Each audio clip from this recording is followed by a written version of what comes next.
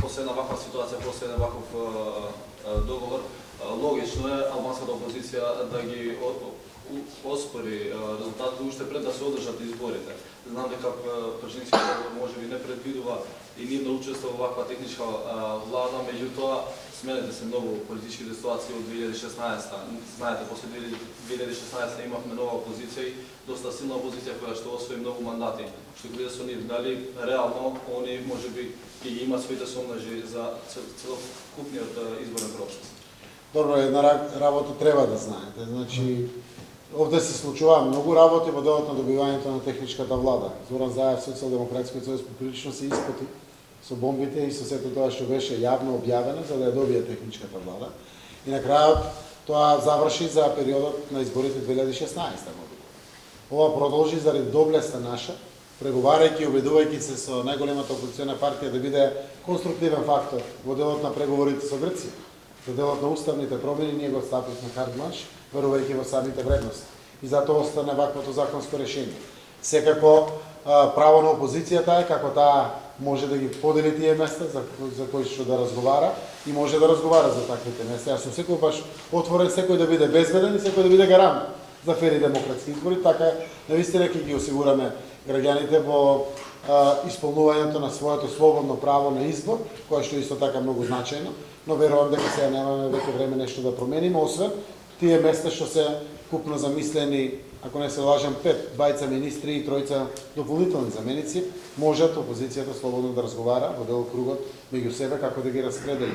Секако имаме и поранешни искуства во делот на која е втора партија од опозицијата, може секако тоа како сме го рачунале во минатото, а тоа е согласно последните парламентарни избори со бројот на гласовите, можат политичките партии од опозицијата да направат свој договор за овие прашања.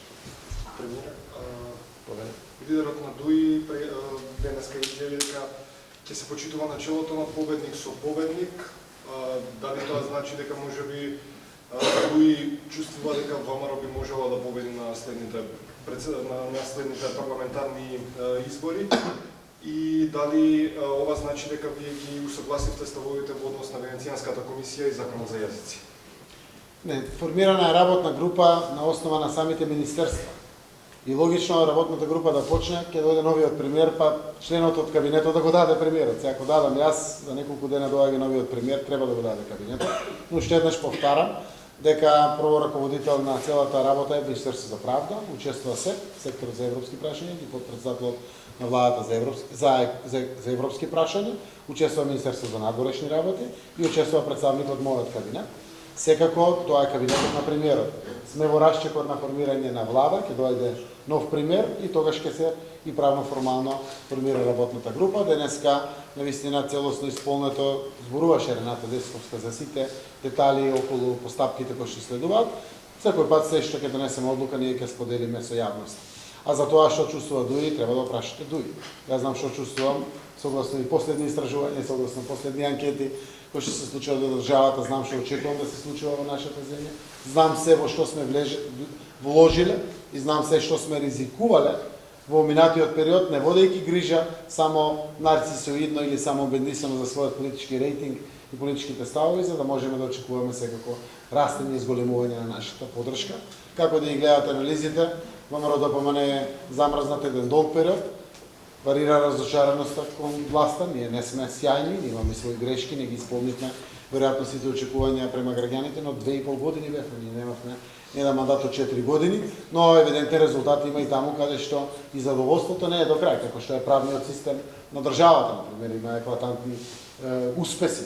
Законот важи еднакво за сите, никој не е заштитен или посебно привилегиран или слично. Продолжуваме да работиме, сите тие очекувања ме прават еве вака оптимист во очекувањата, но на крајот, знаете како, народот наш како ќе каже, така на крајот ќе биде. И ние сме должни тоа да го испочитуваме. Но до тогаш имаме право да рачунаме, да сметаме, да се надеваме заради тоа што сме сработиле и секако калкулирајќи тоа што не сме успеале да сработиме во тој период. Ќе ви дадам збор, мисли. Очекувате да победите на изборите, да сметаме дека победа на изборите би квалифицирале повторно со дојмуса сите овие работи, ги расчистивте без согласувањата, меѓутоа сепак постои тој јас. Еве да победите би квалифицирале повторно за нив, имате доверба во нив? Знаете како? граѓаните преку своето гласање не упатуваат кој со кој да коалицира, но истовремено многу важни програмските определи. Сите на основа на такви програми на кои што ќе се согласиме, така се прават и коалициите. Значи важно е граѓаните даваат сугестијата. Тие на крајот ја конструираат од прилика и владата со одреден коректив. Значи може да се случи програмски да не се споиме никако. Може да се случи да еден е за преспански договор, друг да не е. Може да се случи некој да е за НАТО, друг да е против НАТО. Значи имаме сериозни прашања. Некој за левичарски политики, каде што работниците, стечајците, земјоделците се доменот на визијата, некој е за секторот. Зависи како и градите сите овие политики. Но истовремено, секако е важно и да учиме од минато. Ние не сме, реков, сами за себе зборуваме, не сме сјајни, имаме грешки, но има грешки нашиот коалиционен партнер. Има и грешки другите коалициони партнери. Секако, признавајќи тие грешки низ нив, ако не учиме, џабе е се. Така да вратите остануваат стварно отворени. Јас имам можност и чест да кажам дека еве вака, доаѓа период и носење на одлуки. Кажете ми една друга условно кажено македонска партија, ние сме веќе мултиетничка партија, која може да направи предизборна коалиција со било која албанска политичка партија. Односно да направи барем обид за формирање. Ние сме вложиле во таа наша иднина за мултиетничка Македонија, сакајки да ги вреднуваме еднаквите права и обврски на граѓаните. Некогаш сме прифатиле и ризик кај македонскиот етнички електорат да изгубиме. Ама премногу сме верувале во тоа, па така да денеска веќе македонскиот етнички електорат пита како сериозно доминантно не поддржува, но имаме право да калкулираме со поддршката, односно да се надеваме со поддршката и на албанците, и на бошњаците, и на србите, и на турците, и на влаците, и на ромите, и на други етнички заедници. Допрва ќе биде интересно, ќе има потези во целиот овој период, но сега доаѓа време малку и за одмарање и за празнување. Поверете. Гледаме дека денеска го објавивте името на техничкиот премиер. Дали значи ова дека одлагањето на одложувањето на изборите веќе не е во игра и бидејќи рековте дека донесовте одлука да продолжувате со коалиција со ДУИ, дали значи ова дека процедурата за промена на изборен законник ќе запре и вие ќе се повлекувате од тоа да има една изборна единица? Секако, прво... Значи дека тоа беше клучна работа што донесе до тоа состојба да се преиспитува стабилноста на коалиција. Да не испушам некој од подпрашањата кои што ги поставивте. Значи, денеска кога дискутиравме и вагавме, ние вагавме на политичка координација. Централниот одбор не се упушти во тие прашања, зашто заради тоа што политичката координација е највисокото раководство на СДСМ, каде што ги имат и самите податоци. Вагајќи, на крајот секако стои честа се земале заедно обврска и завршувате са таа своја обврска. Ние ги калкулиравме нашите слабости на партнерите, предности и други или слично, до прво станови период за дополнителни анализи. Прво тоа значи дека не е така едноставно на техничка влада нешто да смените. Се добиле политички мандат преку парламентарно мнозинство да ја терате работата и тука одлучивме секако техничката влада продолжува со сите мандати кои што се внатре, освен и минијата кои што по закон се менуваат.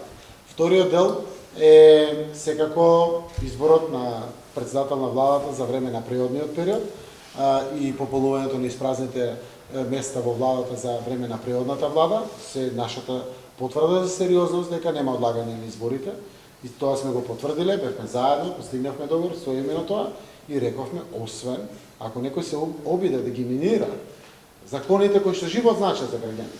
900 дејани за пензионерите секој месец. Тоа се 10.000 дејани повеќе годишно. За секој наш граѓанин од 322.000 граѓани. Или платите на лекарите, на образованието, платите на работниците, платите на сите приматели на социјална заштита или слично, она што представува примања, ние нема да дозволиме, заради тоа што на крајот алатката е кај нас. Ако ја поднесеме оставката, ќе има предвремени избори. Ако не ја поднесеме оставката, 11 декември 2020 се избори. Но сме дали збор, стоиме заедно. Фала Богу, еве и опозицијата стоеше на зборот, денеска го заокружи пакетот на законите во собранието што имат импакт, односно реализација од 1 јануари. Останаа законите кои што може да се донесат во јануари и може да влезат во имплементација следната година, така да направивме еден трезвен демократски капацитет сите, но како што можевте да видите, дел од вас, почитуваните новинари, буквално доловија моменти кога се тоа апла блокира. Зошто се блокира? Некој чека законско решение за да може секако тоа законско решение да допре до бенефитот на самите граѓани. Така да, одлагање на изборите нема. Јас на 3 ќе ја поднесам оставката во владата, треба парламентот да ја констатира оставката, со тоа паѓа целата влада. Истиот ден председателот Пендаровски треба да му даде мандат на Оливер Спасовски, кој што треба да ја предложи новата влада и парламентот да ја изгласа новата влада. Така ќе почитуваме сите законски рокови, 100 дена од денот на изборите наназад и сето тоа ќе се случи. Една изборна единица можеме да го одлучуваме се до 12 февруари. Односно до 60 дена пред изборите додека работи парламентот. Ние не се откажуваме од ова прашање. Прво, колегите од помалите политички партии, помалку бројните етнички заедници се про. Сакат. На крајот на ден тоа е наше изборно ветување. Ние сме свесни дека треба и другите политички партии да седнат како ВМРО да помена и ДУИ. Јас, еве, утре ќе го отворам и тоа прашање. Денеска добив легитимитет од раководството на СДСМ да разговарам на тоа прашање, доколку господинот Мицковски сака да разговара секој за тоа прашање. Имам некои идеи. Консултиравме што може да направиме. Убаво е, ако може со консензус тоа целото да го одлучиме, но утре ќе ја искористам таа средба после долг период со првиот човек од опозиционата најголема политичка партија да поразговараме за ова прашање. Може би ќе најдеме одредено решение, па тука и шпицен кандидат, тука и се. Зошто не? Може и ќе се договориме за одредени работи. Зборувате за изборна единица и за законот за изборна единица, меѓутоа мене ми изгледа како сакате да го донесете, ама Бога молите да не се донесе. Тој кој што го блокира тој закон е вашиот коалиционен партнер ДУИ со 5000 амандмани. Зборувате тука, ми се чини дека повеќе пропагандистички зборувате дека сакате да се донесе законот, ама еве ВМРО го блокира. Мислам, у таа расправа да биде реални. Една надвор од темата, едно прашање ако може. Денеска беше опожарено возилото на господинот Сашо Динев, мислам дека се вика. Инаку бизнис партнер на вашиот брат и на нашиот продуцент, рече, заедно во изградбата на згради, така сад. Дали знаете што е може би причината за... Прв пат слушам, јас сум многу брато човек што ме вие, трајче заедно како брат. Дел од моето семејство кое што се знам. Не знам кои се деталите, прв пат слушам и за пожарено возило, не сум нешто посебно информиран. Мислам дека премиерот ќе го информира како за секој граѓанин, ако треба да го информира, така и милици. Значи за било што е поврзано, прв пат слушам за ова работа. Ако имате детали, слободно подпрашање да ми поставите. Значи денот е денеска поприлично работен, гледате и со моите активности, навистина и прв пат слушам. Јас стојам на располагање, знаете дека сум отворен и транспарентен, секој пат за одлуките. До ден денеска треба одговорен. Значи, одговорно тврдам дека стоиме за една изборна единица, заради тоа што една изборна единица е добра за држава. Аргументи си му ги кажувал неколкократно. Социјалдемократскиот сојуз губи најповеќе заради тоа што е прворангирана партија. Ако може било кој нека ни помогне со опозицијата, нека ни помогне со ДУИ. Секој што може, јас кажа кој следен чекор го прави. Ќе влезам во разговори, во преговори. Спремен сум да преговарам со идеи кои што ВМРО ги има, ги стакнуваат, ги наслушнуваме, да ги видиме во детали, само и само да ја постигнеме една изборна единица. Така да, на крајот, кој стои честно или кој не, ние сме јавно поставени пред граѓаните. Ние сме за една изборна единица, веруваме во една изборна единица и мислиме дека со тоа и помагаме на државата. А зошто ВМРО ДПМН не сака една изборна единица, малку треба и да го подпрашате, а не заради состојбите дома, внатре, па да не се случи или слично. ДУИ има 1400 амандмани поднесено само на албански јазик, кои што треба по закон да бидат и на македонски и на албански, и уште некои 2-300 амандмани поднесени на македонски и на албански јазик. Толку е, наспроти илјадниците на ВМРО, прво влего илјадниците, амандмани на ВМРО да помне, па после се појави овие од ДУИ. Нашата горчина беше тука, кога веќе гледате дека ВМРО да помне поднел толку амандмани, и окей, јасно ви е што значи тоа амандмани, математичките по минутажи, ако ги направите, и е прилично јасно и сега што е пораката, зошто имате потреба од таа работа да поднесувате амандмани. Така да јас продолжувам да се борам, да гледате и преговарам со првиот опонент, односно лидерот на најголемата опозициона партија, за да постигнем некој успех напред. На крајот нека ги тргнат малку ако може амандманите сите, па да видиме дали не да го изгласаме. 65 пратеници, како и да ги броите, ги гледам таму, а тоа се носи со мнозинство гласови. Убаво е сите да стоиме за таква работа, но еве да се обидеме се до 12 Февруари имаме време да видиме што ќе се случи во оваа проблема. Доколку нема договор за една изборна единица, дали ќе претрпат измени овие актуелните 6 изборни единици, бидејќи 4 од 6 веќе се надвор од лимитот плюс минус 5%? Мислам дека институциите на системот, пред Министерство за правда и другите министерства го имаат. Денеска министерката објаснуваше како се работи на изборниот закон, како се вградуваат препораките од ОПС-ОДИХР. Внатре, веројатно ќе има и таков дел. На крајот тука се институциите, тука е владата, тука е парламентот и ги има сите овие аспекти во предвид. До сега ние на политичко ниво не сме го отворили прашањето. Слушам дека има потреба заради населението, но слушам исто така дека треба попис за да се знае што всушност се променило. Ако тргнете од нешто, треба да тргнете од официјални статистички податоци кои што ги има државата. Така да јас сум про, ако ги има аргументите, тоа треба да биде нивелирано воеднакво и слично. Најдобро е можеме да го направиме. Една изборна единица, ефтен ќе биде воедначено и правично за сите. Јас реков, може да изгубат македонци, албанци, турци, роми, власи или било кој од помалите етнички заедници ако седат дома. Ако излезат, ќе максимализират. И така ќе бидат уште позастапени етнички. Малите политички партии исто така може да максимализират ако излезат нивните гласачи, а ако на поголемите партии си поседат дома, тие ќе изгубат со мандати. Тоа е тоа, кој има колкова поддршка или слично, навистина е еден нов исчекор на демократијата, постојат решение, но конкретно на вашето прашање, ако има аргументација и основ за тоа, јас сум против тоа, мора да биде поедначено за да има тежина секој мандат подеднакво пред граѓаните. Дали сте биле во претhodна координација со ВМРО, дали името на господин Спасовски е припатен? Тоа во законот не е обврска. Обврска е министерот за внатрешни работи да биде одобрен од председателот на најголемата владеачка партија и од председателот на втората најголема владеачка партија. Тоа се СДСМ и други.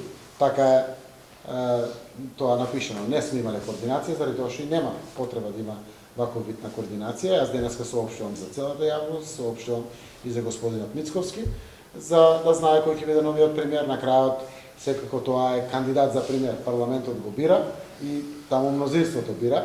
Јас верувам дека сите ќе гласат. Веројатно тоа е причината зашто и не се консултира.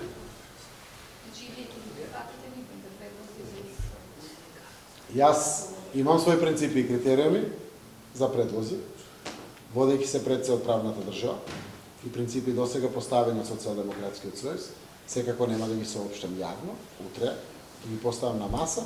Верувам дека и најголемата опозициона партија ќе води грижа токму за тие принципи, заради тоа што не е само министерот за внатрешни работи, туку Оливер Спасовски е Социјалдемократски сојуз на Македонија и тој треба на крајот да даде предлог. И не е се исто каков предлог, како властен предлагач дава. Заради тоа што кога давате и застанувате зад него.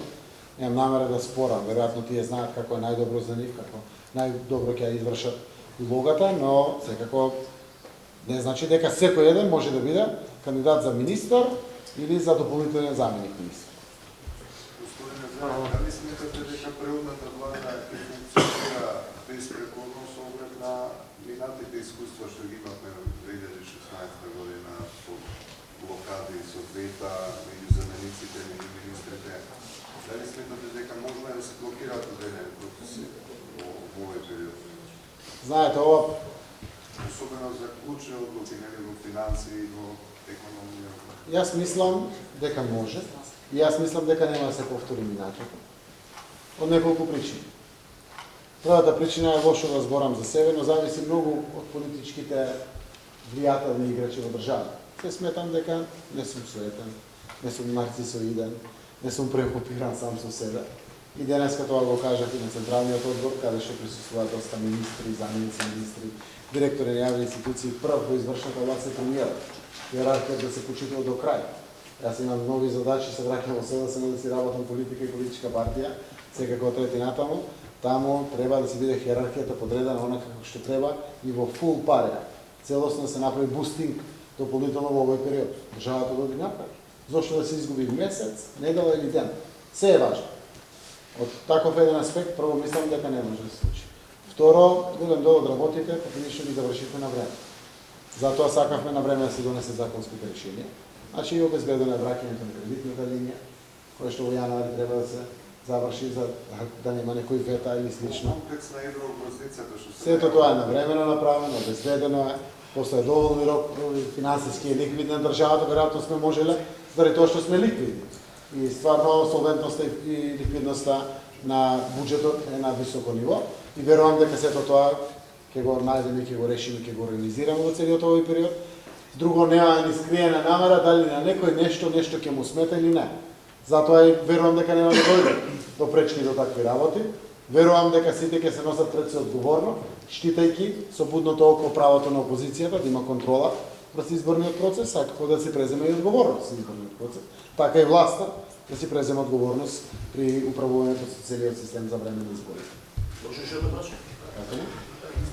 Ако на Тука дава повеќе, глава помалку.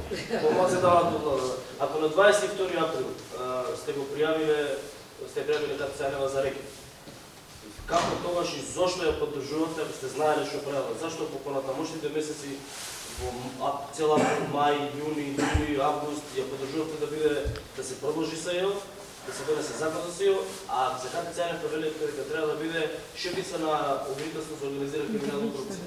Ја промовирате, а сте знаеле дека сте ја пријавили иако нема службена белешка. Тоа е едно и уште ова се ќе прашам исто за Катја Цанева. Има писмо испратено до господинот Јовевски од затворот, во која што вели дека имало некаква истрага против актуелни функционери на владата. Дали знаете можеби која истрага ја почнала Катја Цанева пред да износи? Истраги гледаат дека до ден денес има за актуелни функционери на владата, на парламентот, на секаде по јавните институции и тоа е така и така треба да биде.